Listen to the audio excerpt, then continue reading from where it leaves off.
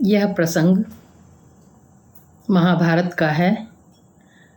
धर्मराज युधिष्ठिर का राजसूय यज्ञ समाप्त हो चुका था और सभी अभ्यागत राजा और जितने भी बाहर से अतिथि लोग आए थे वे सब लौट चुके थे। राजसभा में युधिष्ठिर अपने भाइयों के साथ और द्रौपदी के साथ बैठे हुए थे और श्री कृष्ण भी वहीं बैठे थे।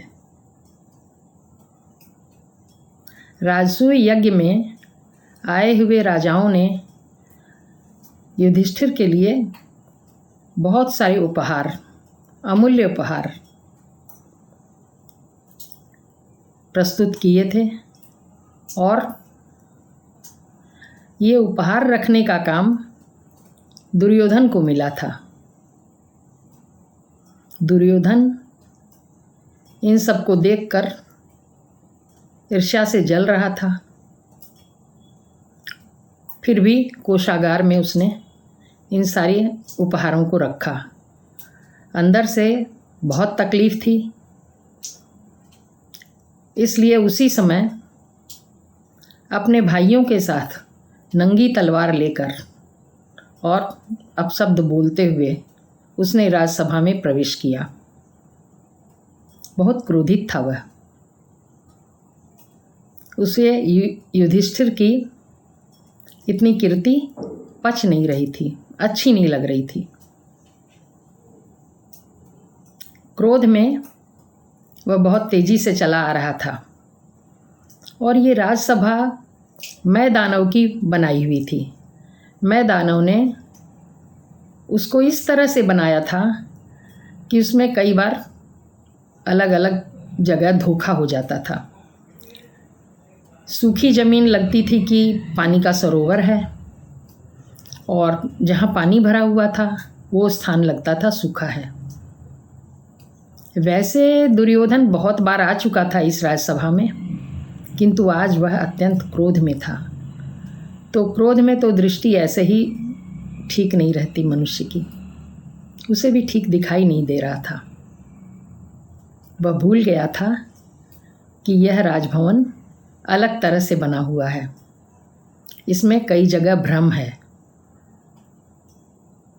उसने जहाँ सूखी ज़मीन थी उसको सरोवर समझकर अपने वस्त्र ऊंचे कर लिए, तो और लोग देखकर कुछ खुसुर फुसुर करने लगे।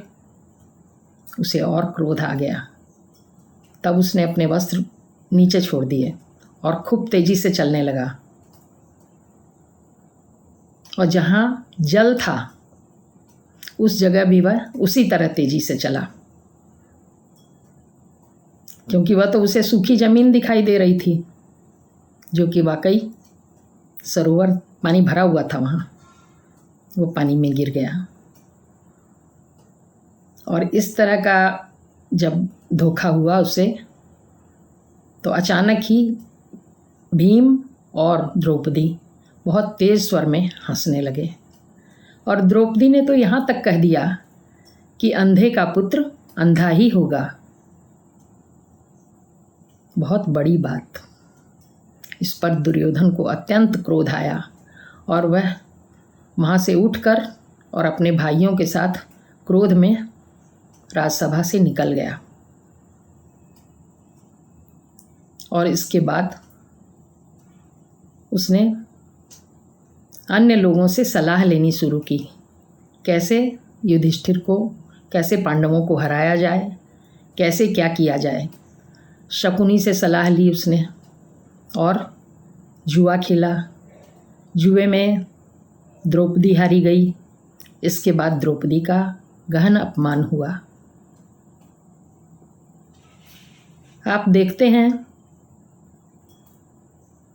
दिखाई महाभारत का युद्ध दे रहा है। दुर्योधन की दुष्टता भी दिखाई दे रही है। सही है, थे कौरव दुष्ट थे और उन्होंने गलत किया था पांडवों के साथ, लेकिन आप देख रहे हैं कि एक कुलवधू द्रौपदी, उसके मुंह से क्या ये शब्द अपने जेठ के लिए सही थे, किसी के लिए भी सही नहीं है ये शब्द। और जड़ महाभारत की यहीं से शुरू हुई। किसी का भी उपहास नहीं उड़ाना चाहिए। और ये तो परिवार का बुजुर्ग था, दुर्योधन बड़ा था। दुर्योधन का उपहास उड़ाना और इस तरह की बात कहना जिसमें उसके ससुर को भी गाली पड़ रही है, अंधे का पुत्र अंधा, बहुत बड़ी बात। एक कुलवधू के मुख से ये शब्द कितने गलत थे ये आप लोग देख सकते हैं। ये किसी भी तरह इस तरह की बात नहीं होनी चाहिए थी और कितने बड़े महाभारत युद्ध का कारण बन गई। कारण इसमें हम लोग और भी बता सकते हैं कि उनकी, दुर्योधन की और कौरवों की अनीति थी वगैरह, किंतु ये बात कम नहीं थी। तो बोलना बहुत सोच समझ के चाहिए। उपहास उड़ाना बिल्कुल गलत है। किसी का भी उपहास नहीं उड़ाना चाहिए। कितनी बड़ी बात हो गई। द्रौपदी ने इस तरह की बात दुर्योधन को जो बोली, न उसने ये बोला होता, न ही क्रोध का सैलाब इतना बढ़ता कि पड़ोसियों से, दूसरे राज्यों से वह सलाह लेने लगा कि किस तरह इन पांडवों को अंत किया जाए, और जो कितना बड़ा युद्ध का कारण बन गई। इसलिए हमें व्यवहार बहुत सोच के, बहुत शालीनता से करना चाहिए। और आप जिस जगह बैठे हैं उस जगह के हिसाब से आपको अपनी बोली, अपनी वार्ता बहुत समझ के करनी चाहिए। ये बहुत बड़ी गलती थी द्रौपदी की।